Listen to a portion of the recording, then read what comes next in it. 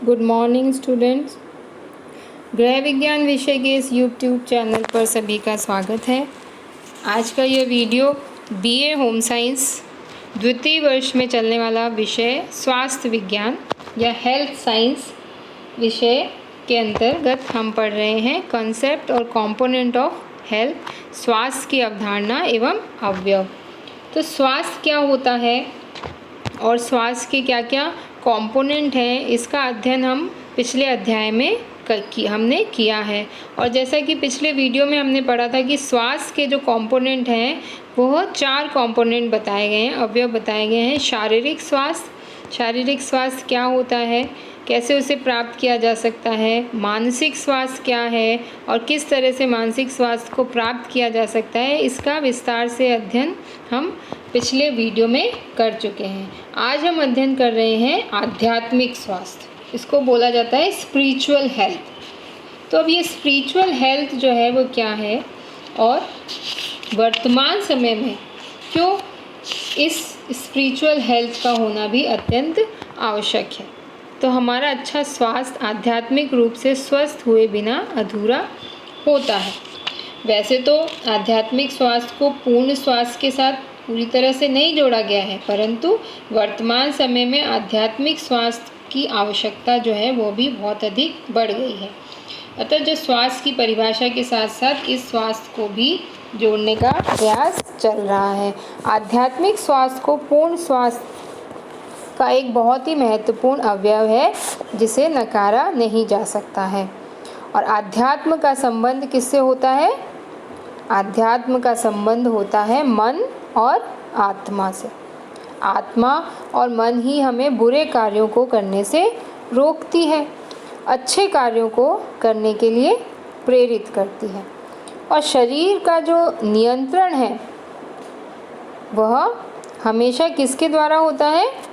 आत्मा और मन के द्वारा, या हम यूँ कहें कि आत्मा या मन के द्वारा शरीर पर नियंत्रण किया जा सकता है।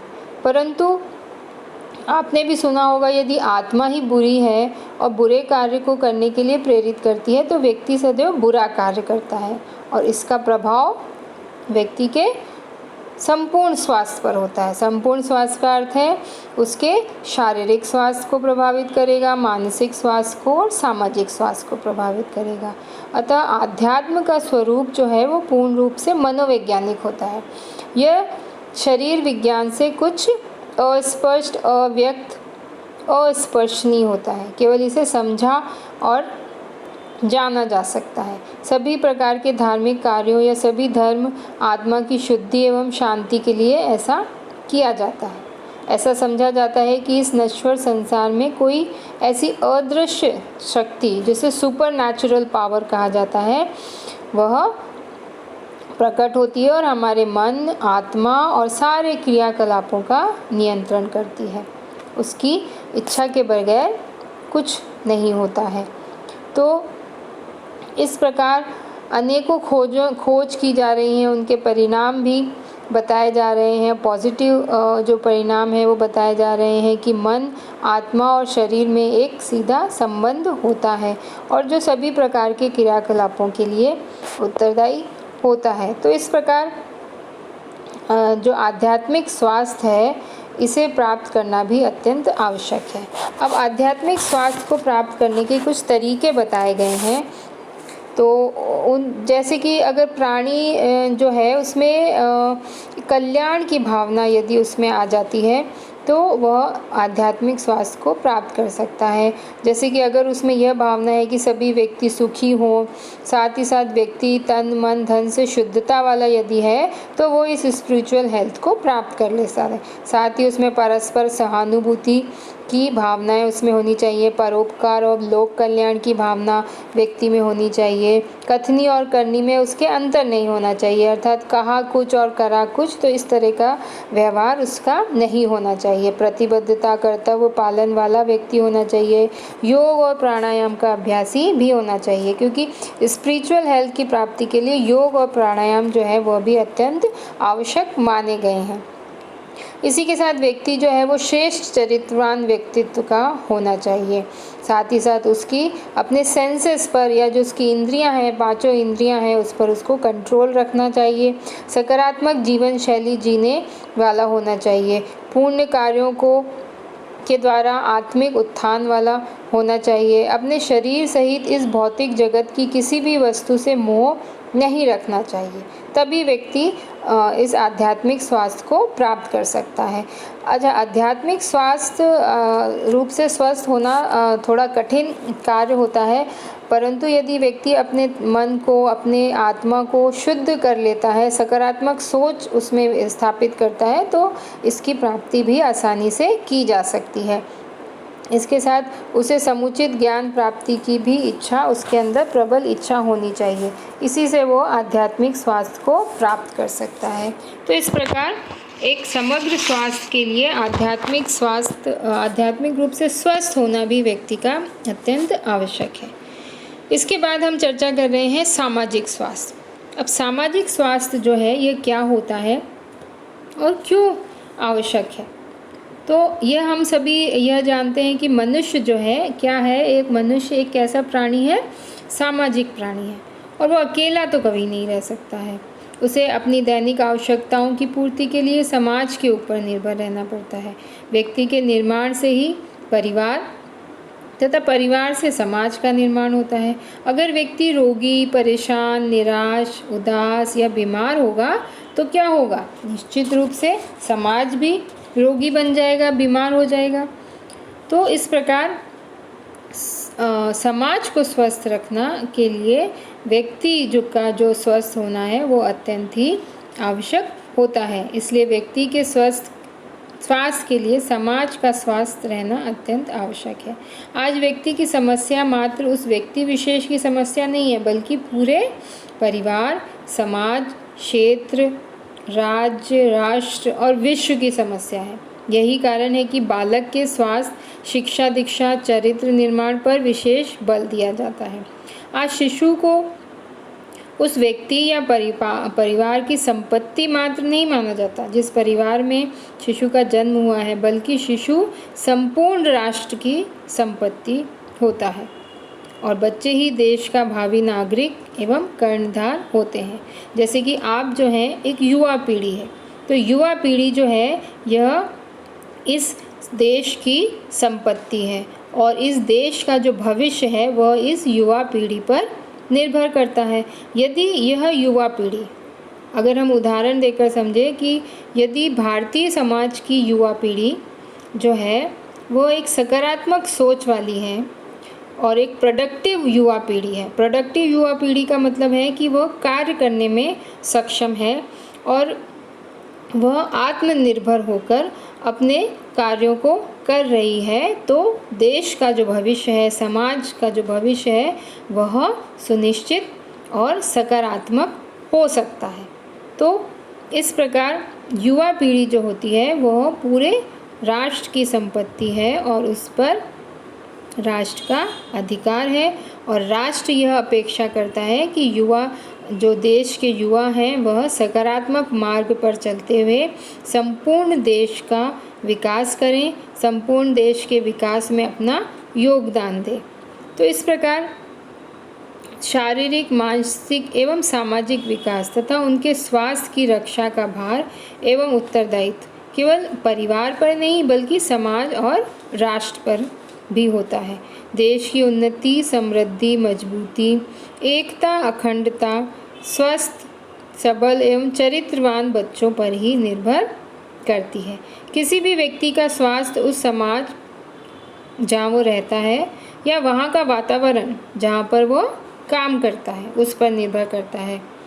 अगर अस्वस्थ आदतें, गलत मानसिकता, अंधविश्वास, रूढ़िवादिता, गरीबी, कुपोषण, अशिक्षा, अगर इस तरह के जो सामाजिक स्वास्थ्य को प्रभावित करने वाले कारक जो हैं वो समाज में उपस्थित हैं, तो इसका सीधा प्रभाव व्यक्ति के स्वास्थ्य पर पड़ता है। जैसे गरीबी, अशिक्षा, बेरोजगारी, तनाव, चिंताएं, प्रतिकूल सामाजिक परिस्थितियां, टूटते हुए जो घरेलू रिश्ते हैं, इन सब से व्यक्ति के स्वास्थ्य पर बुरा असर पड़ता है। फलतः व्यक्ति समाज के स्वास्थ्य अच्छा संबंध स्थापित नहीं कर पाता। ऐसे में स्वयं व्यक्ति का समाज के साथ समायोजन नहीं हो पाता और फिर समाज में बुराइयां या समाज में अनेक प्रकार की समस्याएं उत्पन्न हो जाती हैं। तो समाज को भी स्वस्थ होना अत्यंत आवश्यक है। सामाजिक रूप से सबके द्वारा स्वीकार किया जाना हमारे भावनात्मक खुशहाली के लिए अच्छी तरह से जुड़ा है।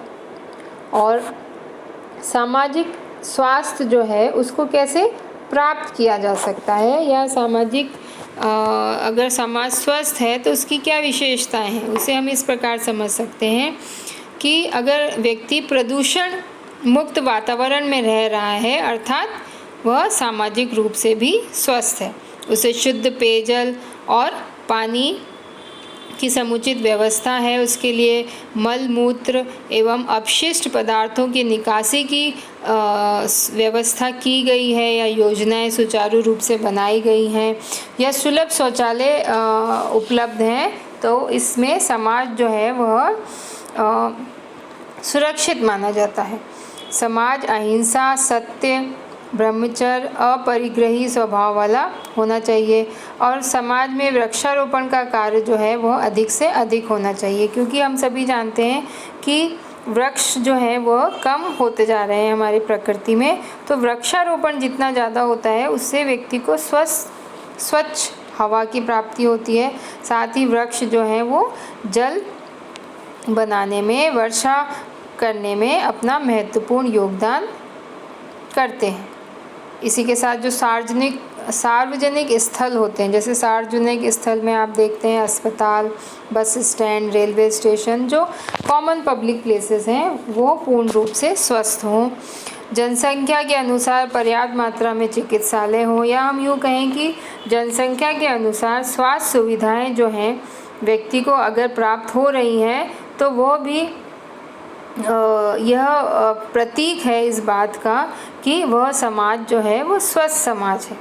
संक्रमण रोधी व्यवस्था होनी चाहिए, या हम यूँ कहें कि संक्रमण यदि किसी बीमारी का हो रहा है तो उसे रोकथाम होनी चाहिए। उचित शिक्षा की व्यवस्था हो, हमारे जो देश में रहने वाले जो बच्चे हैं, युवा पीढ़ी है, उनके लिए उचित शिक्षा व्यवस्था होनी चाहिए ताकि प्रत्येक व्यक्ति को उसकी शिक्षा का अधिकार प्राप्त हो सके। और साथ ही साथ जो समाज है वो समाज में जो व्यक्ति रह रहे हैं उनके लिए भय और भ्रम मुक्त समाज होना चाहिए, क्योंकि अगर ऐसे समाज में व्यक्ति रहता है जहाँ उसे हमेशा डर बना हुआ है कि उसके साथ कुछ गलत व्यवहार ना हो जाए या उसके साथ कोई अनुचित घटना ना घटित हो जाए, तो इस स्थिति में इसका जो पूरा नकारात्मक प्रभाव उसके संपूर्ण स्वास्थ्य पर पड़ता है, शारीरिक स्वास्थ्य पर, मानसिक स्वास्थ्य पर, आध्यात्मिक स्वास्थ्य पर, सभी जगह इस भय का प्रभाव होता है। इसी के साथ जो व्यक्ति है वो मानव कल्याण के हितों की सोच रखने वाला होना चाहिए, इसी से समाज का कल्याण हो सकता है। और अपनी व्यक्तित्व क्षमता के अनुसार समाज के कल्याण के लिए व्यक्ति को सदैव तत्पर रहना चाहिए। जितना व्यक्ति से बन पड़े उसे समाज के साथ सकारात्मक रूप से जुड़ना चाहिए। तो इस प्रकार आज हमने अध्ययन किया कि समग्र स्वास्थ्य को प्राप्त करने के लिए जिस प्रकार शारीरिक स्वास्थ्य और मानसिक स्वास्थ्य अत्यंत आवश्यक होता है, उसी प्रकार आध्यात्मिक स्वास्थ्य भी अत्यंत ही आवश्यक है और साथ ही साथ सामाजिक स्वास्थ्य भी अत्यंत आवश्यक है। यदि ये चारों कंपोनेंट प्राप्त हो जाते हैं, शारीरिक स्वास्थ्य, मानसिक स्वास्थ्य, आध्यात्मिक स्वास्थ्य एवं सामाजिक स्वास्थ्य, तो व्यक्ति जो है वो संपूर्ण रूप से स्वस्थ व्यक्ति माना जाता है और वह जो समाज है वह एक स्वस्थ समाज में स्वस्थ देश का विकास होता है। तो आज हम इस अध्याय को यहीं समाप्त करते हैं। धन्यवाद।